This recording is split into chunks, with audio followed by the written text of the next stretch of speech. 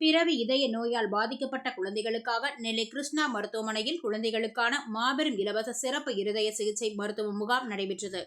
இதில் 104 மேலான குழந்தைகள் பயன்பெற்றனர். அவர்களுக்கு எக்கோ ஸ்கேன், இருதய மருத்துவர் மற்றும் இருதய அறுவை சிகிச்சை நிபுணர்களின் ஆலோசனை இலவசமாக வழங்கப்பட்டது. மேலும் சுமார் 20 குழந்தைகளுக்கான அறுவை சிகிச்சை கேரள மாநிலம் கொச்சி அமிர்தா மருத்துவமனையில் முற்றிலும் இலவசமாக மேற்கொள்வதற்கு பரிந்துரை செய்யப்பட்டது. இந்த மாபெரும் மருத்துவ முகாமில் திருநெல்வேலி மருத்துவக் கல்லூரியின் முதல்வர் டாக்டர் ரேவதி மற்றும் நெல்லை மாவட்ட சுகாதார அலுவலர் இணை இயக்குநர், சுகாதார பணிகள் திருநெல்வேலி, தென்காசி, தூத்துக்குடி, விருதுநகர் மற்றும் கன்னியாகுமரி ஆகிய மாவட்டங்களின் ரோட்டரி கிளப்புகள் மற்றும் அந்த மாவட்டங்களில் உள்ள அரசு சுகாதார மையங்களில் இருந்தும் பொதுமக்கள் அநேகம் பேர் கலந்து கொண்டு பயன்பெற்றனர்.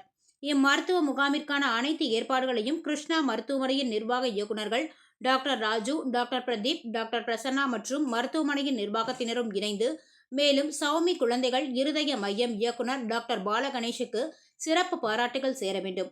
அவரது தீவிர ஈடுபாடு முகாம் சீராக நடைபெறுவதையும் குழந்தைகளுக்கான சிறந்த வசதிகளையும் உறுதி செய்தது.